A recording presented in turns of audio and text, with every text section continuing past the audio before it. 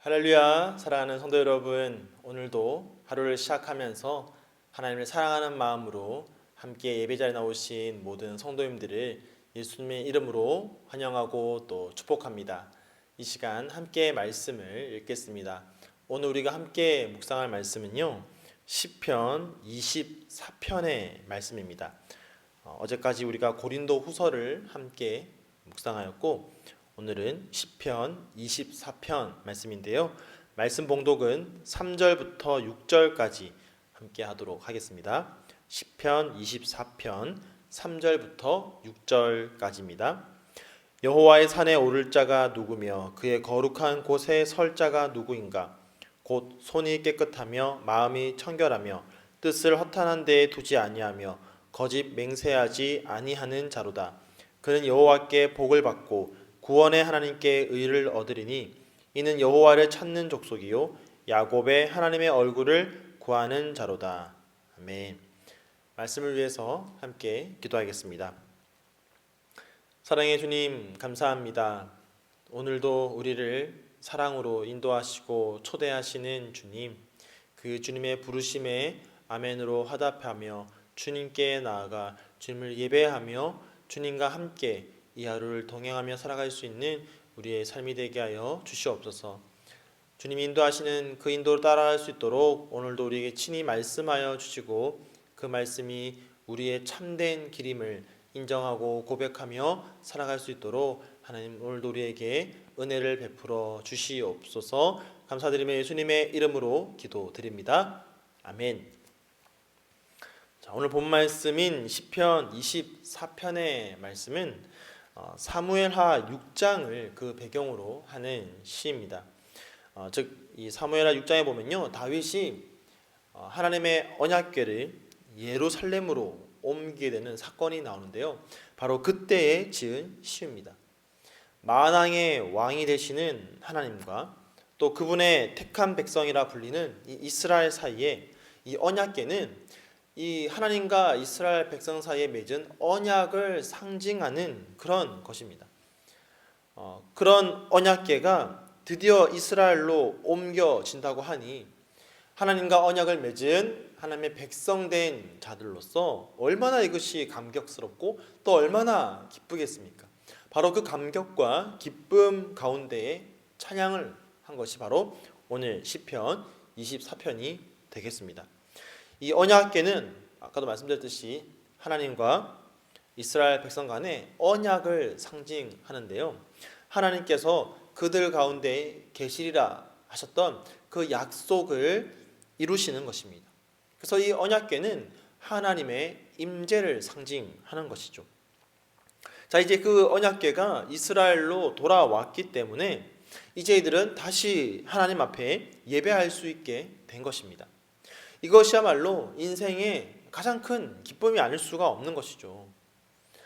하나님의 백성이 하나님을 예배하는 것, 삶의 주인을 예배하는 것, 그들 가운데 함께 하시는 그 하나님을 예배하는 것, 이 기쁨을 노래하고 있는 겁니다.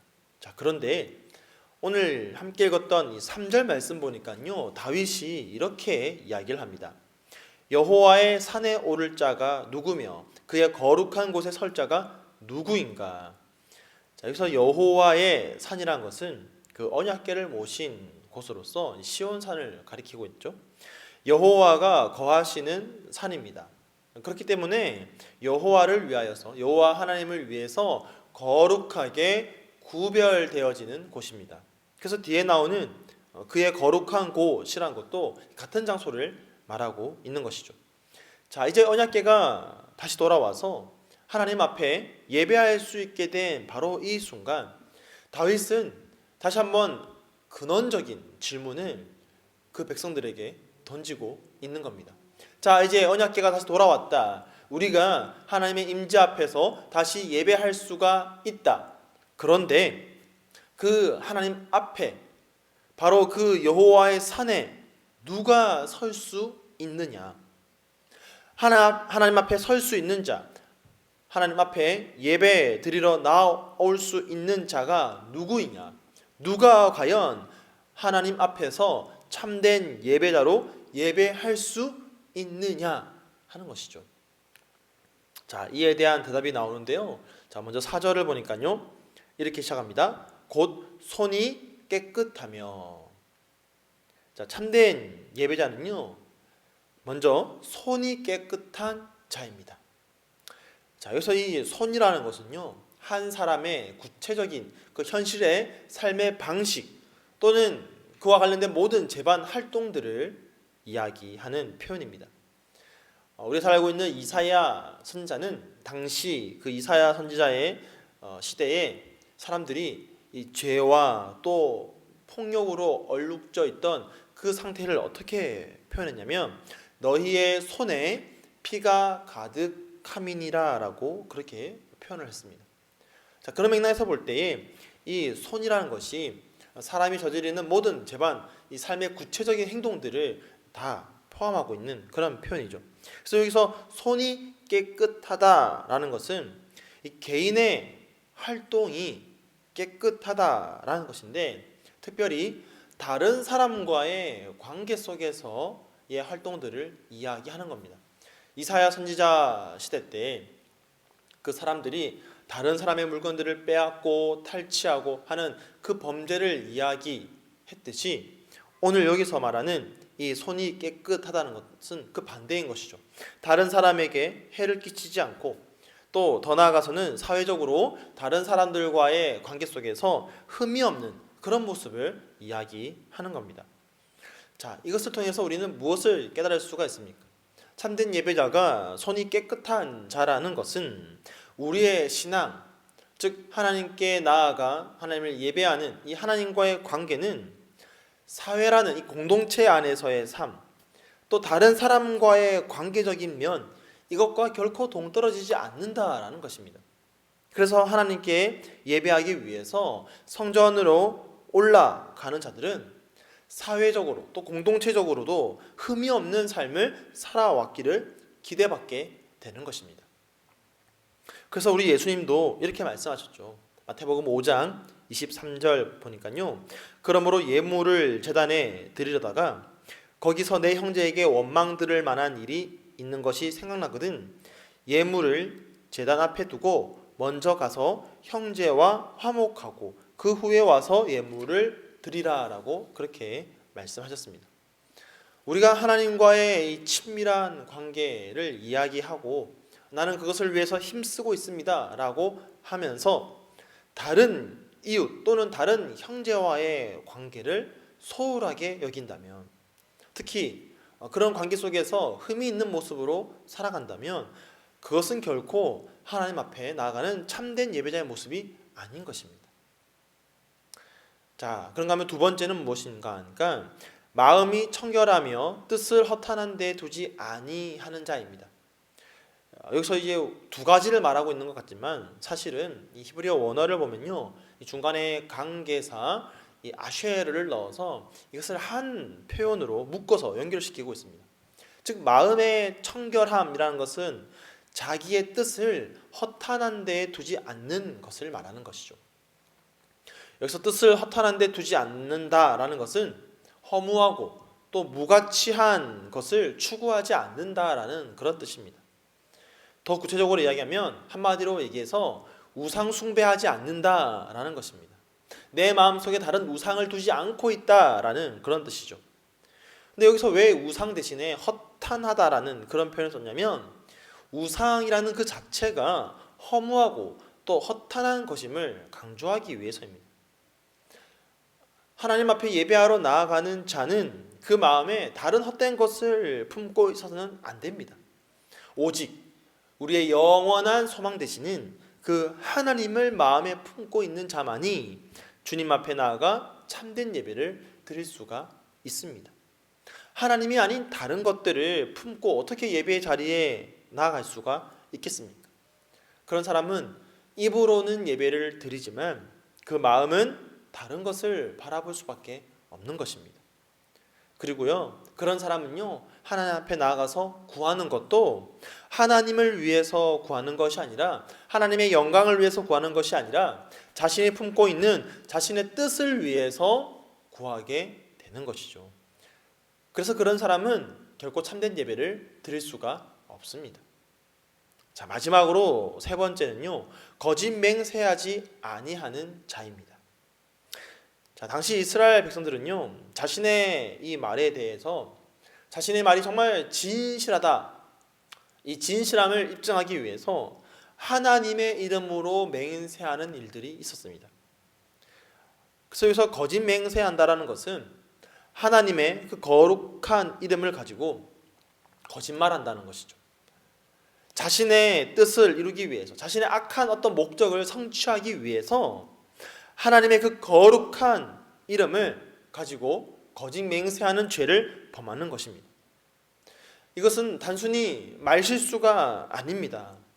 실수가 아니죠. 의도적으로 자신의 그 악한 목적을 이루기 위해서 의도적으로 범하는 죄입니다. 이런 사람은 결코 하나님 앞에 참된 예배를 드릴 수가 없습니다. 하나님의 이름을, 그 이름의 영광을 돌리기 위해서 이 입을 사용하는 것이 아니라 자신의 이익을 위해서 이 입을 사용하는 사람은 결코 참된 예배를 드릴 수가 없습니다. 예배라는 것이 무엇입니까? 예배란 하나님을 자랑하는 것이고요, 하나님을 높이는 것입니다. 하나님을 높이는 것이기 때문에 하나님을 향한 경외함이 기본 전제로 우리 안에 자리 잡고 있어야 하는 것이죠. 그런데 하나님을 전혀 두려워하지 않는 사람, 그래서 하나님의 이름을 자신의 그 목적을 위해서 수단으로 사용할 수 있는 사람은 결코 하나님을 높이는 행위인 이 예배를 드릴 수가 없는 것입니다.